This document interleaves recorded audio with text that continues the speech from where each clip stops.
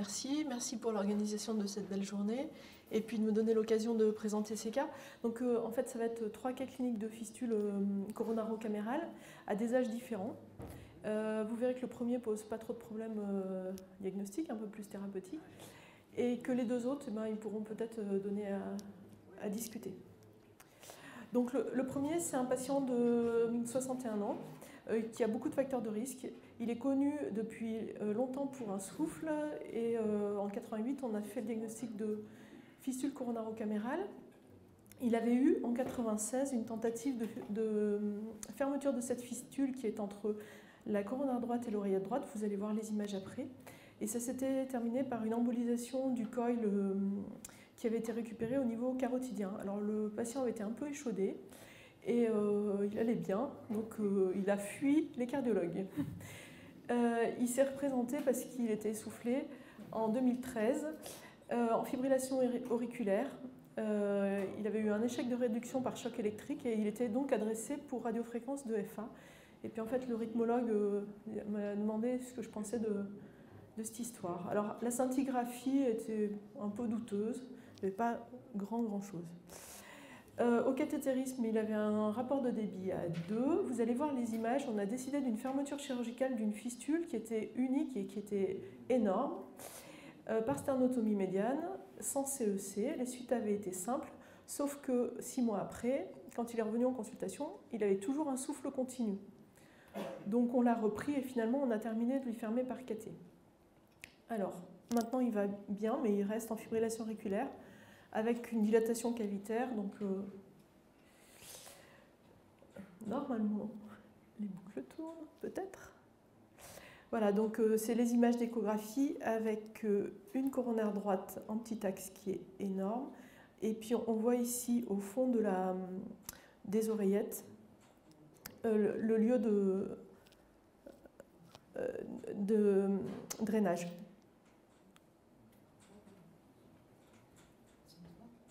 Ça se lance, mais un peu plus vite que tout à l'heure, mais pas très vite. Voilà, alors on va au moins voir sur les images fixes. En fait, quand on arrive avec une sonde de coronaire droite pour faire la coronarographie, on n'arrive pas à injecter, enfin on voit rien pratiquement. Il faut rentrer la sonde très profondément pour arriver à voir la fistule, là de face. Là on est de profil, et pour arriver à vraiment voir la fistule, on rentre carrément une pictelle. Et on va voir que la coronaire droite descend en antérieur et la fistule part en postérieur. Et on s'était dit que c'était facile pour le chirurgien de la fermer.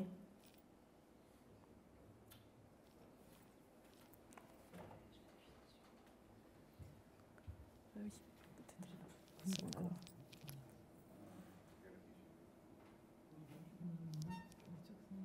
Ouais. Bon, on va passer à la suivante alors. Bougez pas. Oui.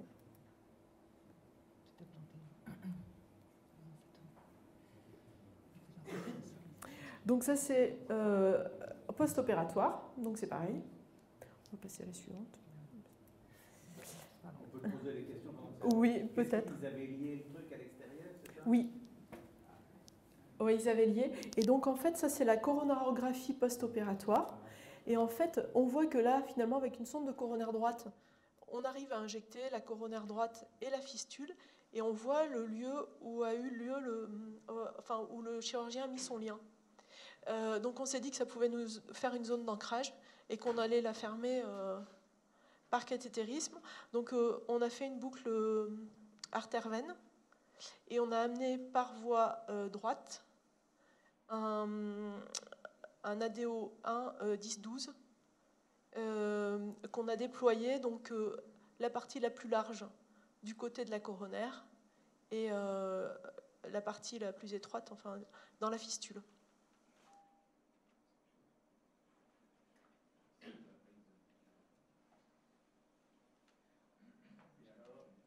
Et c'est fermé totalement. Et le patient, oui, il est toujours vivant, il est toujours en fibrillation auriculaire, il a des petits signes d'insuffisance cardiaque parce qu'il a des oreillettes bien dilatées. Donc probablement quand même c'est quelqu'un qui aurait bénéficié plutôt d'une fermeture de sa fistule. Et tu penses que c'est la fistule qui est la cause de tout le reste? Ah oui, ouais. Parce que c'était vraiment une fistule qui était énorme. Et comment le coil a atterri dans la carotide? Alors ça, je ne sais pas parce que c'était pas chez nous. C'était dans l'oreillette droite. Mais par contre, comment? C'était dans l'oreillette droite. Ouais, mais à partir d'où il a été posé? Il est passé par où pour aller dans la carotide?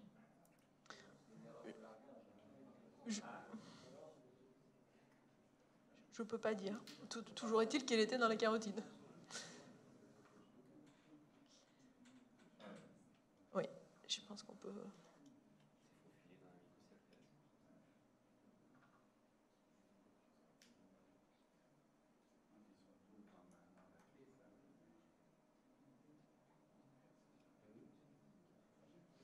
Bon, alors le temps que ça charge, je vais vous raconter l'histoire du deuxième, qui est un petit garçon de 3 ans qu'on a connu à la naissance pour un souffle, qui a fait de l'insuffisance cardiaque, qui a été traité par l'Aslix et IEC.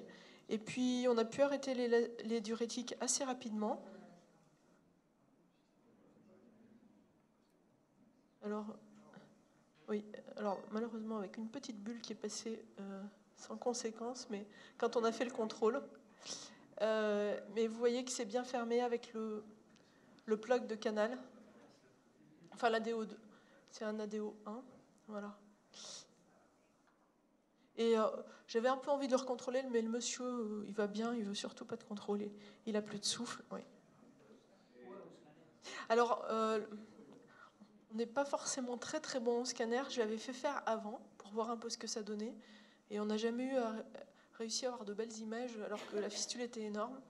Du coup, on est. Oui, oui, oui. Il est sous anticoagulant. On voit plus rien. Le flux dans la coronaire droite maintenant est normal. Donc il a plus de souffle. Et le diamètre de la coronaire droite à l'origine est de Je sais pas. En écho, j'ai pas dû prendre la mesure. Ça n'a pas dû bouger beaucoup, non. C'est passé. Voilà. Et donc là, c'est le deuxième dont je parlais. Vous pouvez charger, oui, si vous voulez.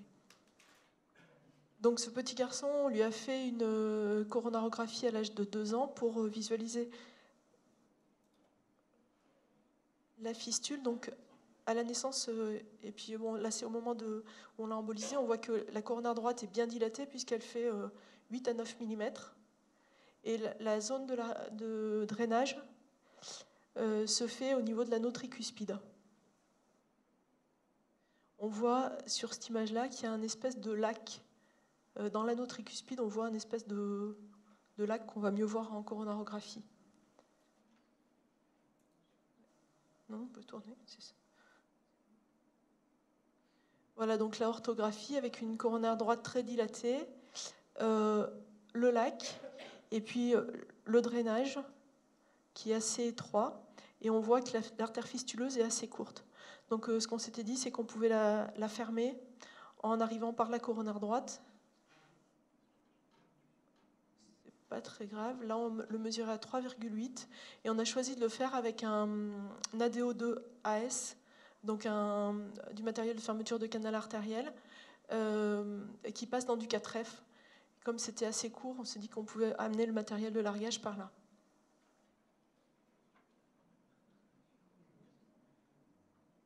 C'est pas grave.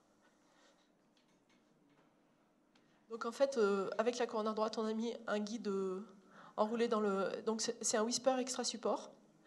Sur le Whisper extra support, la sonde de largage est arrivée sans problème. Et on a mis le...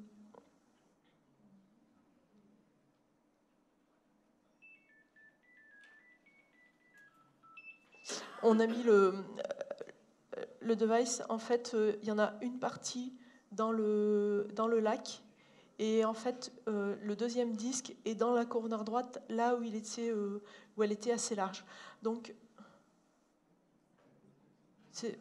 Oui, on trouvait que c'était pas trop mal, mais par contre, la stagnation du produit de contraste nous faisait un peu peur, et donc on a laissé l'enfant sous AVK aspirine pendant 6 mois, et on l'a recontrôlé au bout de 6 mois. Voilà. Alors par contre, ça commence à se remodeler, et la sonde descend assez facilement et a tendance à plicaturer un peu le... Et en fait, en injectant, on voit qu'il y avait probablement des anastomoses avec le réseau gauche. Donc on a vérifié le réseau gauche, mais il n'y avait rien. Voilà. Le dernier, donc il va très bien, on a arrêté les anticoagulants. Le dernier, en fait, c'est une découverte anténatale d'une anomalie périaortique à 23 semaines. Il est né à terme. Et en fait, en anténatal, on n'avait pas fait le diagnostic. On peut avancer. Alors, en revoyant les images, sur l'aorte, c'est pas très simple. Et par contre, on voit qu'il avait un ventricule droit qui était dilaté, qui n'était pas bon. Et donc, en période néonatale, ça a été très simple de faire le diagnostic. Bon, si ça passe pas, on va passer à celle d'après. D'une fistule qui ressemble beaucoup à celle du petit d'avant. Il n'a jamais eu de signe d'insuffisance cardiaque. Et on a l'impression que dès quelques jours, la fistule, le shunt avait régressé. Du coup, pour l'instant, je le surveille. Alors voilà, la coronaire droite était énorme. Ça, c'est AJ1, en petit axe, avec un flux pas du tout aliasé. Et en fait, le canal était fermé, mais on voit qu'il y a un flux rétrograde dans l'aorte. Donc elle devait être vraiment énorme.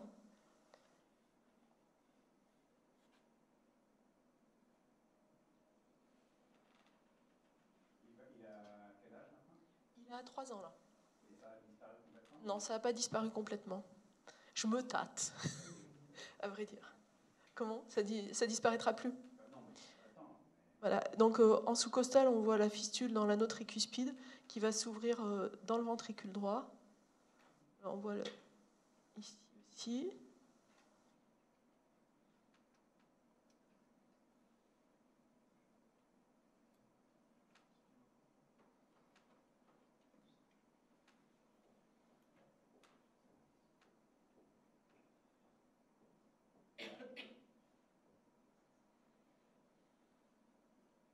Là, c'est actuellement où il a toujours une coronaire droite qui est dilatée.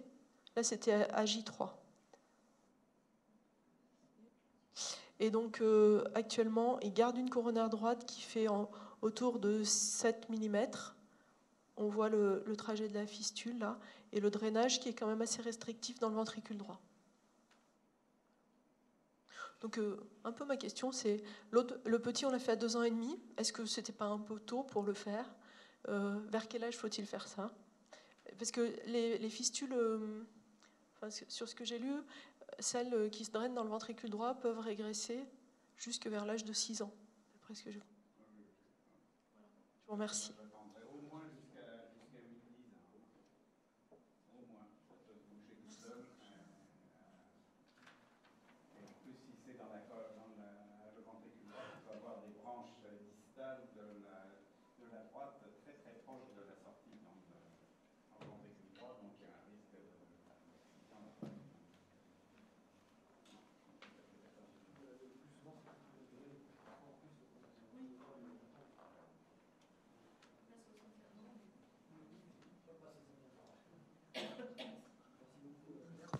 Une question pour Claire ou... Donc on va enchaîner avec Monsieur Benit de la Belgique sur un autre cas de